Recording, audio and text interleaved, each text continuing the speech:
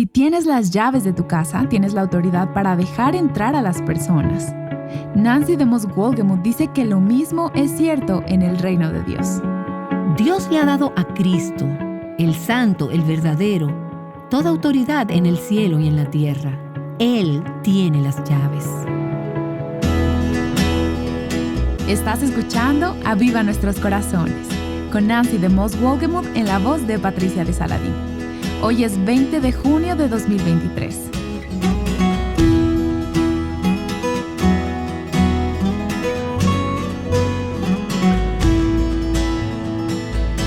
Si alguien te da sus llaves de su casa o de su auto, te está dando autoridad y responsabilidad sobre ello.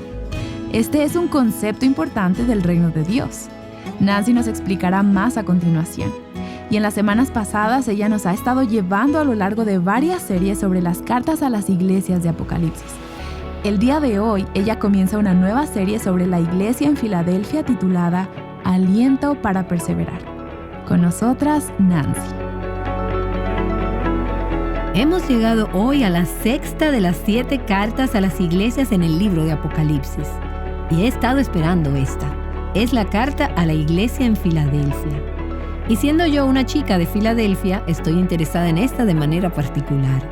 Si piensas en la ciudad de Filadelfia en los Estados Unidos, tal vez piensas en William Penn, piensas en la Campana de la Libertad o en el Salón de la Independencia y tal vez, si eres una fanática de los deportes, piensas en los Phillies o en los Eagles o en los 76ers.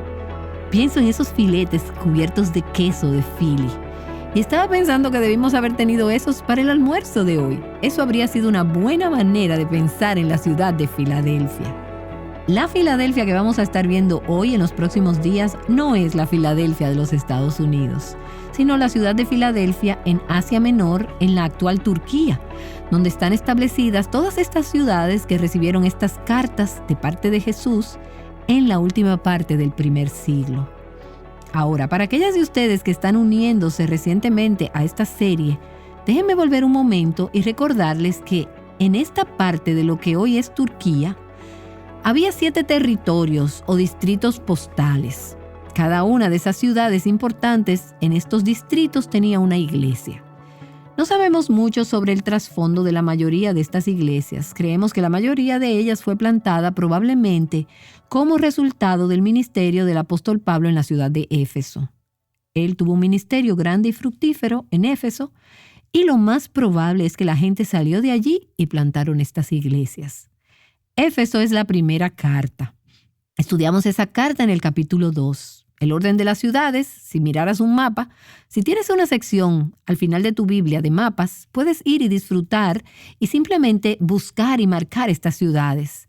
Están en una ruta circular en la que un cartero iría si fuera de una ciudad a otra.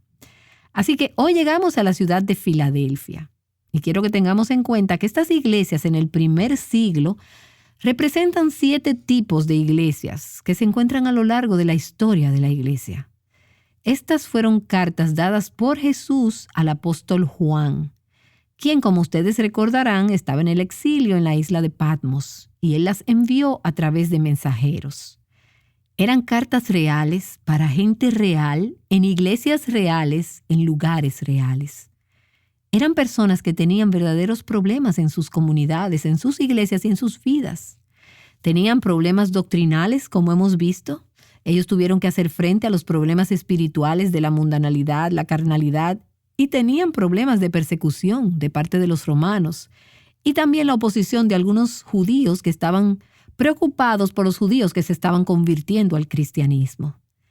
Los temas, los problemas con los que ellos trataron, y vamos a ver estas situaciones que enfrentaron en la iglesia en Filadelfia, fueron problemas que trascienden las situaciones locales y tienen aplicación para nosotras hoy en nuestras iglesias también, en nuestras vidas y en nuestras situaciones particulares. Realmente creo que estas cartas son extremadamente importantes. Estamos tomándonos el tiempo para decir, ¿y cuál es el mensaje para nosotras hoy? Hemos estado viendo cuál fue el mensaje para los creyentes de ese tiempo, pero también queremos llevar a casa lo que el mensaje es para nosotras hoy. Y estas cartas representan el corazón de Jesús para su iglesia. Si Jesús fuera a hablar, a escribir una carta, a dar un mensaje para la iglesia en nuestros días, creo que estos son los tipos de asuntos que él abordaría. Ahora, la iglesia en Filadelfia, y déjame hablar un momento sobre el trasfondo de la ciudad de Filadelfia, ya que estas cartas fueron escritas para personas reales con circunstancias de la vida real. Cuando conoces algo sobre la historia y la geografía y el trasfondo de estas ciudades, eso ayuda a hacer que estas cartas cobren vida. La ciudad de Filadelfia estaba a unos 48 kilómetros al sureste de Sardis, que fue la última de las cartas que estudiamos. Filadelfia, a diferencia de algunas de estas otras ciudades, todavía existe al día de hoy como un pueblo turco. Se conoce por un nombre diferente, pero es una ciudad a la que todavía puedes ir a visitar hoy. Es la más joven de las 7 ciudades. Fue fundada aproximadamente en el año 140 a.C. y fue nombrada en honor a su fundador. El fundador de esta ciudad fue un hombre llamado Atalo II, que en un tiempo fue el rey de Pérgamo. Vimos a Pérgamo anteriormente en esta serie. Este rey fue apodado Filadelfo, que significa amante de un hermano. Debido a que él era muy apegado y muy leal a su hermano, así fue apodado Filadelfo. Y él llamó a esta ciudad en honor a su hermano, amante de un hermano, Filadelfia, la ciudad del amor fraternal. Es de ahí de donde viene su nombre. Filadelfia fue en un tiempo uno de los lugares más estratégicos del mundo. Era una ciudad fronteriza donde se unían 3 países. Estaba ubicada en una importante ruta comercial. Era la puerta de entrada al oriente. Era donde un continente entraba al otro. Así que Filadelfia fue fundada en realidad para ser, en cierto sentido, una ciudad misionera. Ahora, cuando digo una ciudad misionera, no me refiero en el sentido cristiano, sino que fue fundada para llevar la cultura griega y la lengua griega a las regiones desoladas más allá. Y eso va a ser importante a medida que Jesús habla a la iglesia en Filadelfia. Él va a tomar este concepto y va a decirles: ustedes no solo son una ciudad fundada para ser una ciudad para evangelizar a la civilización griega, sino que ustedes son una iglesia que he llamado para ser una iglesia misionera. Les he dado una puerta abierta para las regiones más allá donde no conocen acerca de Cristo. Era además una ciudad próspera. Estaba en el borde de una región que es altamente volcánica y el suelo volcánico es muy fértil. Es ideal para los viñedos. Esa zona y la ciudad eran famosas por el cultivo de uvas y por lo tanto famosa por su vino. También era rica en aguas termales. Los que estaban enfermos venían de distancias lejanas para bañarse en las aguas medicinales. Venían en busca de salud y sanidad. Y vamos a ver cómo algo de esto sale a relucir en la carta a la iglesia en Filadelfia. Ahora, a pesar de ser una ciudad próspera, Filadelfia era un lugar peligroso para vivir. Estaba ubicada en una falla geológica y era propensa a los terremotos. De hecho, en el año 17 después de Cristo, no muchas décadas antes de que esta carta se hubiera escrito, a finales del primer siglo hubo un terremoto masivo en toda la región.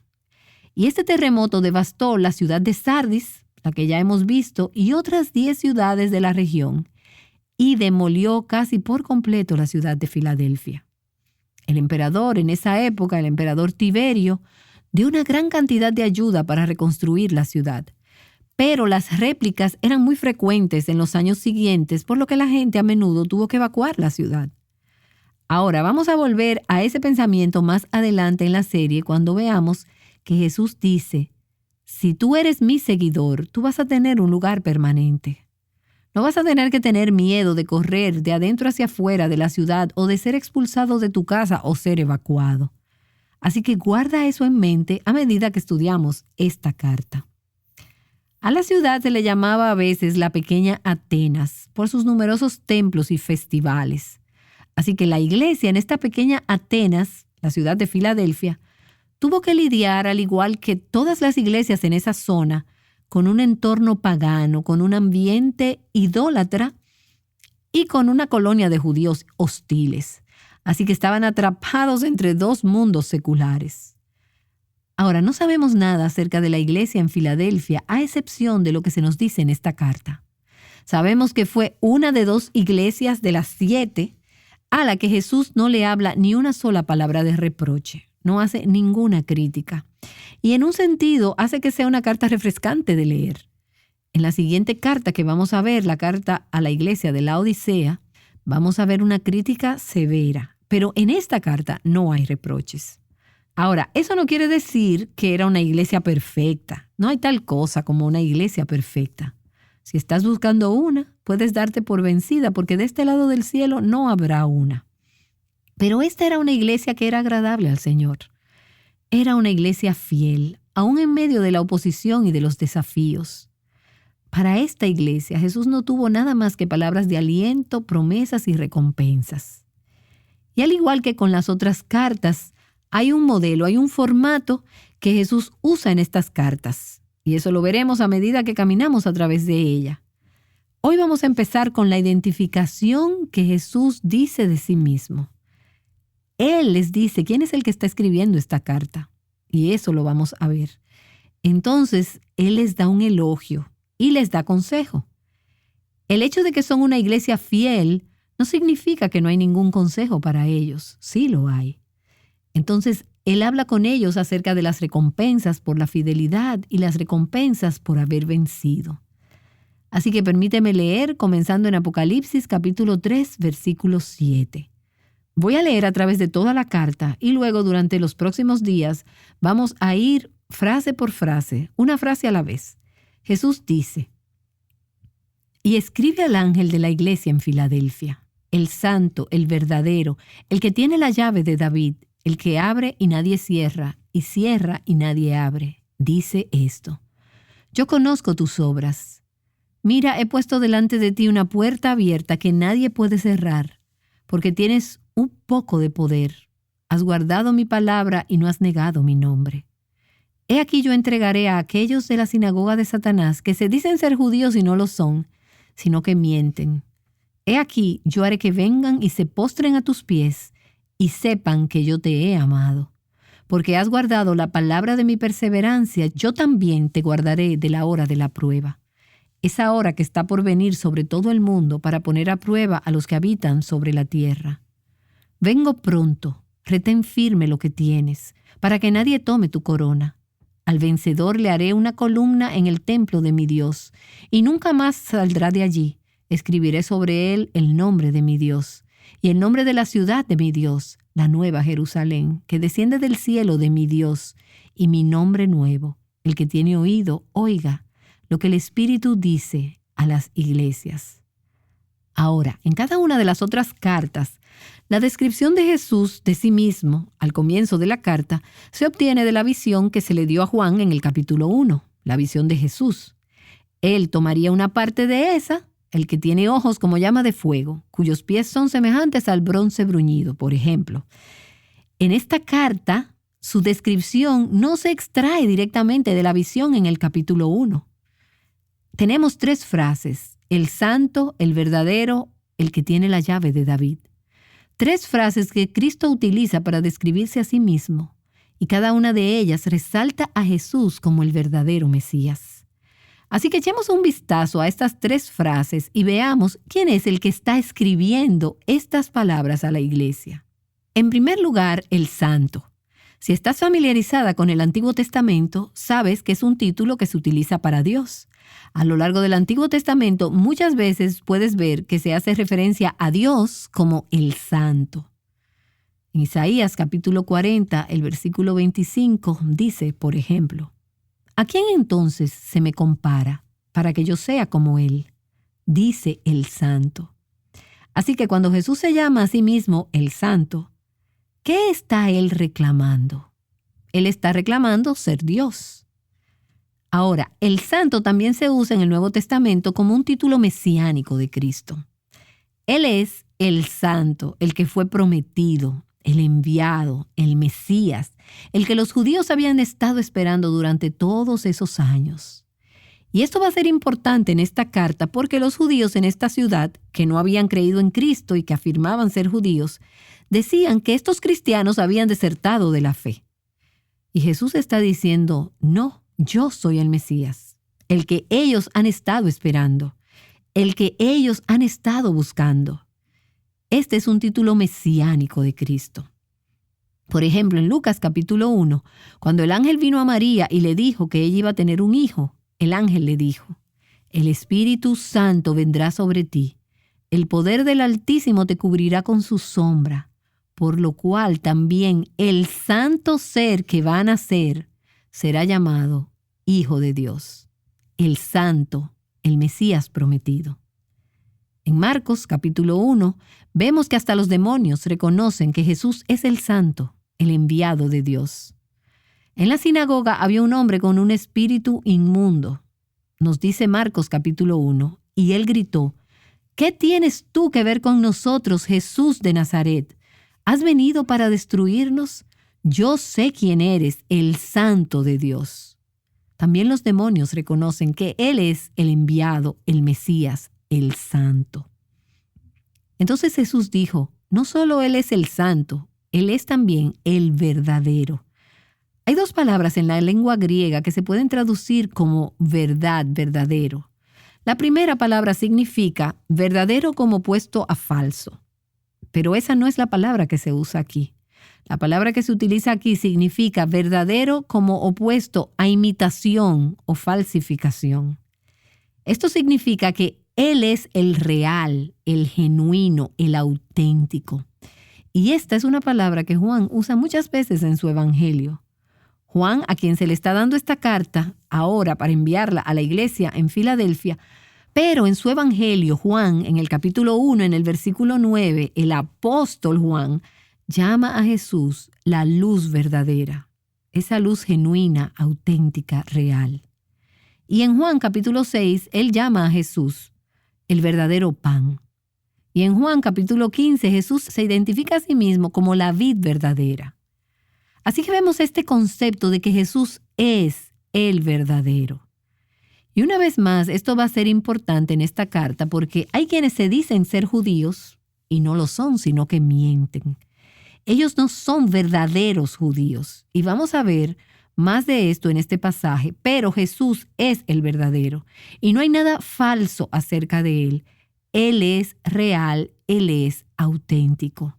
Él es genuino, a diferencia de los falsos dioses que eran adorados por los paganos, por los gentiles en esa área. Tenían templos y dioses en abundancia, pero aquellos eran dioses falsos. Y Jesús dice, yo soy el verdadero, el santo. Y entonces dice que Él es el que tiene la llave de David. Y he llegado a amar esta frase a medida que la he estudiado, y creo que tú también lo harás. El concepto de una llave representa autoridad, representa control. En Apocalipsis capítulo 1, en el versículo 18, se nos dice que Jesús tiene las llaves de la muerte y del Hades. Él tiene el control sobre la tumba y la muerte. Él cierra y abre la puerta de la muerte. Pero aquí estamos hablando de una llave diferente en Apocalipsis capítulo 3, la llave de David. Y esta es una referencia a Isaías capítulo 22. Un pasaje fascinante en el que los judíos que conocían su Antiguo Testamento habrían pensado cuando Jesús dijo, yo tengo la llave de David. En Isaías capítulo 22 hay una profecía. Ahora, espera aquí un minuto porque voy a darte una pequeña lección de historia. Puede que no sea familiar para ti, así como tampoco lo era familiar para mí hasta que llegué a este pasaje. Hay una profecía sobre un hombre llamado Sebna. Él era un mayordomo en el palacio del rey Ezequías, un administrador de la casa real, equivalente a lo que sería el primer ministro o el secretario de Estado. Tenía una posición de mucha responsabilidad, pero este hombre, Sebna, se corrompió y utilizó su poder para beneficio personal y como resultado fue destituido de su cargo. En ese mismo capítulo, en el versículo 19, la profecía dice, «Y te arrojaré de tu lugar, y de tu puesto te empujaré. Tú vas a ser removido». Y luego se profetizó que sería nombrada otra persona en su lugar. Versículo 20 de Isaías 22. «En aquel día llamaré a mi siervo Eliaquim, hijo de Hilcías, lo vestiré de tus vestiduras y lo ceñiré de tu talabarte y entregaré en sus manos tu potestad». Versículo 22. Y pondré la llave de la casa de David sobre su hombro. Esa es la frase que estamos viendo aquí en Apocalipsis capítulo 3. Entonces, ¿qué fue lo que sucedió? Bueno, Eliakim era un hombre de Dios. Él era un siervo fiel y fue nombrado como mayordomo, como administrador sobre la casa del rey, para reemplazar al hombre que le había sido infiel. El rey le da a Eliakim una llave de la puerta del palacio, una llave de la casa de David. Y aquí estamos hablando de la línea real de David. Ezequías, como los otros reyes de Judá, eran descendientes de la línea real de David que llevaría hasta el final al rey Jesús, por lo que se llamaba la casa de David. El rey le dio a este siervo fiel, Eliakim, la llave del palacio, y con esa llave le fue delegada la autoridad para controlar y usar la llave. El poseer la llave de la casa de David significó que Eliakim tenía el control. Él tenía autoridad sobre la casa de David. Ahora, ¿qué significaba eso? Bueno, 3 cosas al menos vienen a mi mente. Y estas 3 cosas de veras son verdad de Cristo, que tiene la llave de la casa de David. En primer lugar, Eliakim determinaba quién podía ser admitido en el palacio y a la presencia del rey y quién debía ser mantenido fuera. En segundo lugar, él tenía el control sobre los tesoros reales, porque él tenía esta llave. Él podía abrir la puerta y distribuir el tesoro a las personas, o podía cerrarla y evitar que la gente tuviera acceso. Y en tercer lugar, él determinaba, como fiel servidor con la llave, quiénes podrían servir al rey. Así que la llave de David es un símbolo de la autoridad soberana. La casa de David era un tipo de la casa de Dios. Eliakim en el Antiguo Testamento estaba sobre la casa de David en el reino terrenal. Cristo está sobre la casa de David en el reino espiritual. Dios le ha dado a Jesús, el Santo, el verdadero, toda autoridad en el cielo y en la tierra. Él tiene las llaves. En Apocalipsis capítulo 3, hablando a la iglesia en Filadelfia, Jesús está reclamando el control de la casa de Dios, el control de la iglesia. Como un siervo fiel, siervo con S mayúscula, y cabeza sobre la casa de Dios, Jesús controla quién es admitido en el reino de Dios y quién es excluido. Los cristianos judíos en Filadelfia habían sido excluidos de la sinagoga por aquellos que alegaban que ellos no eran verdaderos judíos. Habían sido expulsados de la sinagoga. Pero Jesús quería que supieran que Él era el que tenía la llave. Él era el que gobernaba con justicia la casa de David. Y Él estaba reconociendo que le pertenecían a Él y que eran bienvenidos en su casa. Él les está diciendo que Él tiene un acceso completo a las bendiciones del tesoro de Dios, que Él dispensa dones y Él los retiene. Él es la única persona que es capaz de darnos acceso a la presencia y a las riquezas de Dios. Y Jesús les estaba diciendo que el mundo podía oponérseles, el mundo podía ponerles restricciones a la libertad de proclamar el Evangelio. Pero es Jesús quien determina cuáles son las oportunidades que tenemos para servirle. Él es el que decide quién puede servir a su Padre Celestial. Él tiene la llave. Y cuando Él abre la puerta, nada ni nadie puede detenerlo o resistirlo. Gracias, Señor Jesús, porque tú eres el Santo, el verdadero, el que tiene la llave de David. Te adoramos. Amén.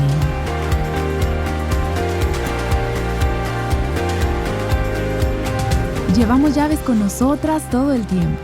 Una llave es una herramienta bastante común, pero Nancy DeMoss Wolgemuth nos ha explicado cómo esta sencilla herramienta nos dice algo profundo acerca del Salvador que adoramos. ¿Quién lleva las llaves de la iglesia en la que tú te congregas? ¿Es el pastor? Tal vez el cuidador o la persona que llega temprano para hacer el café. Esta pregunta, ¿quién lleva las llaves de tu iglesia?, es una pregunta muy importante que Nancy abordará en el próximo episodio, aquí en Aviva Nuestros Corazones. Así que no te lo pierdas. Te esperamos.